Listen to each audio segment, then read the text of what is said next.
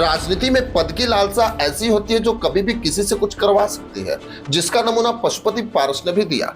वैसे तो पशुपति पारस के लिए कोई नई बात नहीं है। जब उनके पास 5 सांसद थे तो उन्होंने बस एक ही रात में चिराग पासवान को पार्टी से निकाल दिया और केंद्र में मंत्री बन गए। वहीं अब कुछ विधानसभा सीटों के लिए वो अब लालू प्रसाद यादव के आगे पीछे घूम रहे हैं और इस समय पशुपति पारस चिराग पासवान पे खासे हमलावर हैं। वैसे तो मैं आपको बताऊं कि पशुपति कुमार पारस बक्सर के कुरान सराय में एक दिवसीय दौरे पे पहुंचे थे। इस दौरान उनके साथ पूर्व सांसद प्रिंस राज भी मौजूद रहे। पशुपति पारस ने इस दौरान बिहार के मुख्यमंत्री नीतीश कुमार और लोजपा रामविलास के राष्ट्रीय अध्यक्ष चिराग पासवान पर जुबानी हमला बोला। पशुपति पारस ने चिराग पासवान के नेतृत्व वाली लोजपा रामविलास को आड़े हाथों लिया और नीतीश कुमार को बीमारू मुख्यमंत्री करार दिया। वहीं पशुपति पारस ने कहा कि 14 मार्च को औरंगाबाद में एक दुखद घटना हुई।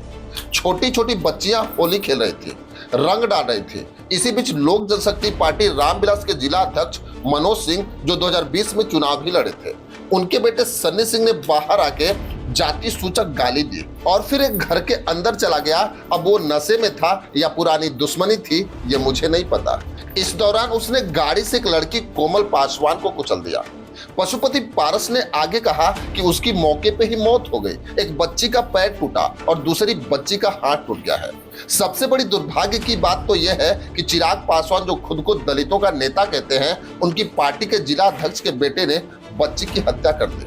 लेकिन पार्टी का बयान आया कि यह एक सड़क हादसा है, जो एक शर्मनाक कदम है। उन्होंने ये भी आरोप लगाया कि लोकसभा चुनाव के दौरान चिराग पासवान ने समाज के लोगों से वोट लेके उन्हें धोखा दिया और अब सारे लोग चिराग पासवान से विश्वास खो रहे हैं। पशुपति पारस ने आगे कहा कि औरंगाबाद में ही रंजीत पासवान, जो पत्रकारिता जगत में थे, उनकी भी हत्या हो गई।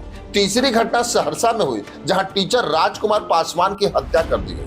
एक सप्ताह में लगातार देख रहे हैं कि बिहार में पासवानों की हत्या हो रही है, पुलिस अधिकारी की हत्या हो रही है और बिहार सरकार मूक दर्शक बन के बैठी है। इसका कारण यह है कि बिहार के मुख्यमंत्री नीतीश कुमार खुद बीमार हैं और मानसिक रूप से वो ठीक नहीं है।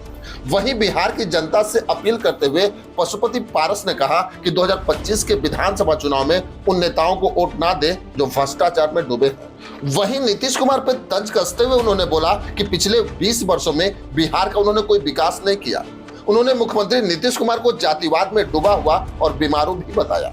जनता से नए युग की शुरुआत करने के लिए एक नई पार्टी को मौका देने की अपील की। वहीं बिहार में होने वाले विधानसभा चुनाव को लेकर पूछे गए सवाल पे उन्होंने कहा कि मैं अभी पूरे बिहार में घूम के 243 विधानसभा क्षेत्रों में अपने संगठन को मजबूत कर रहा हूं। वैसे अगर देखा जाए तो जिस कोमल पासवान की बात पशुपति पारस कर रहे हैं, जबकि उन्हें पता होना चाहिए कि चिराग पासवान के पार्टी का प्रतिनिधि मंडल कोमल पासवान के घर जा चुका है, जिसकी अगुवाई जमुई सांसद अरुण भारती कर रहे थे। वहीं कोमल पासवान के केस में संदीप सिंह को गिरफ्तार भी किया गया है, जबकि चिराग पासवान अपने समाज के लोगों पे हो रहे अत्याचार पे खुद ही चिंता जताई और नीतीश कुमार के लॉ एंड ऑर्डर पे भी सवाल खड़े कर दिए।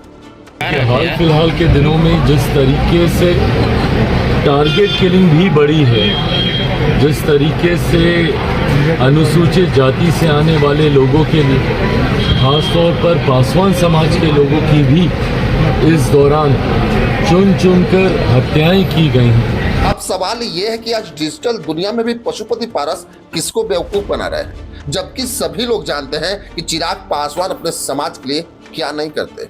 लेकिन आज पशुपति पारस चिराग पासवान पे ही सवाल उठा रहे हैं।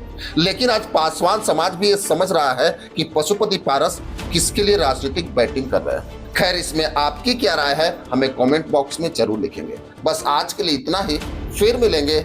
जय हिंद।